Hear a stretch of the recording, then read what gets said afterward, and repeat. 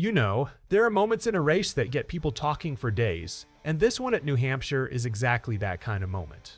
Dale Earnhardt Jr. just drove down to battle between Bubba Wallace and Josh Berry, and what he had to say gives you a whole new way to look at what happened in those final laps. Let's get into it. And hey, real quick, if you are a true NASCAR fan like me, go ahead and drop a like and subscribe to the channel. NASCAR Nation news is just getting started. We are pushing for our next subscriber milestone, and it's all about real talk from fans who live this sport every week. All right, let's get into it. So here's what actually happened. In Sunday's Dollar Tree 301 at New Hampshire, Bubba Wallace and Josh Berry were locked in an intense fight for the lead in the closing laps. This wasn't just a casual battle for position. This was for the top spot, late in the race with everything on the line. At one point in turn 3, Berry's number 21 Wood Brothers Racing Ford made contact with the back of Wallace's number 23 XI Racing Toyota. That contact set Wallace out of the groove. Berry took the lead in that moment, but it didn't last long. By the time both cars got back around to the flag stand, Wallace had already regained control. But here's the thing, neither of them ended up winning. Ryan Blaney outran both Wallace and Berry to take the checkered flag. Wallace crossed the line in second, and Berry came home third. So even with all that drama between the two of them, it was Blaney who capitalized and drove off with the win. Now, this is where it gets interesting. On a recent episode of the Dale Jr. Download, Dale Earnhardt Jr. sat down and broke down exactly what he thinks happened between Berry and Wallace in that moment. And his take is pretty detailed. Earnhardt Jr. believes that Berry did not intend to hit Wallace. That's an important distinction, because contact like that can look intentional in the heat of the moment, but Earnhardt Jr.'s read on it was different. He explained that Berry was already committed to running the bottom groove through turn 3, and once he was in that position, he simply couldn't check up in time to avoid the contact. It's also worth noting, Berry previously drove for JR Motorsports in the O'Reilly Auto Parts series, so Earnhardt Jr. has some history watching this guy race. Now here's where Earnhardt Jr. really got into the psychology of the moment. Based on the line that Berry ran into turn 1 immediately after the contact, Earnhardt Jr. believes Berry was worried about possible retaliation from Wallace. In his own words, Earnhardt Jr. described it like this. Berry realized in that instant that he'd hit Wallace, and immediately regretted it, essentially thinking to himself that he didn't mean to do that. And Earnhardt Jr. said the line Berry ran into turn 1 afterward looked like a driver silently pleading not to get hit back. That's a pretty vivid way to describe it. And it says a lot about how quickly things can shift from aggressive racing to damage control in the span of a few seconds. There's another layer here too.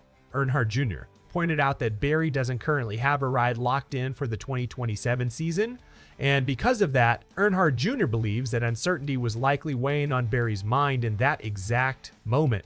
According to Earnhardt Jr., Berry's mindset was all about needing to run well, needing to keep proving he belongs, keeping himself part of the conversation.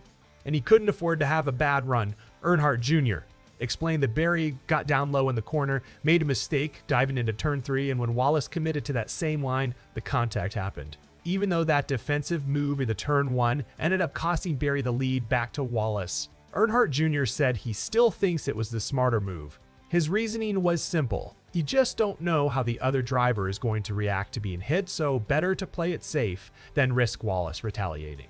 Now, here's the part that Earnhardt Jr. actually found kind of funny. He said he genuinely enjoyed the battle between Berry and Wallace, calling it good racing.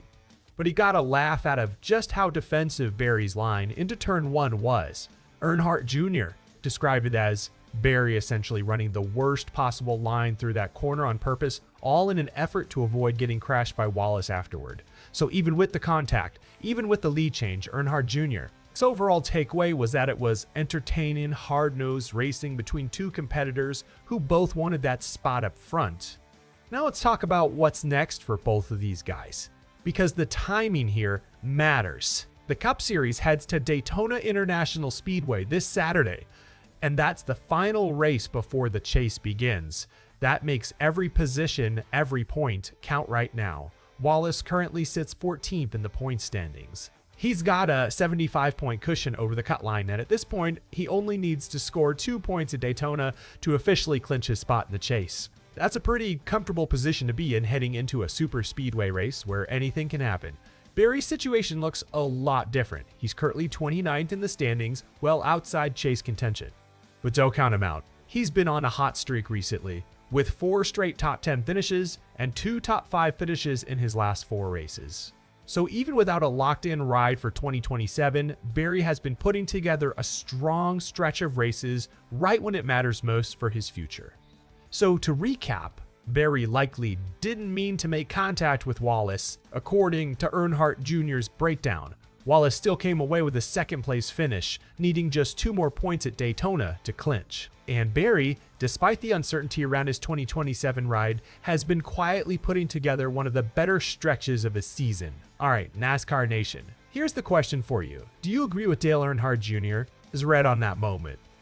That Berry's contact with Wallace was unintentional, and that his defensive line into turn 1 was the smart move, given the uncertainty around his ride for next season? Drop your thoughts down in the comments. If you enjoyed this breakdown, make sure you like this video and subscribe to NASCAR Nation News. We'll see you in the next one.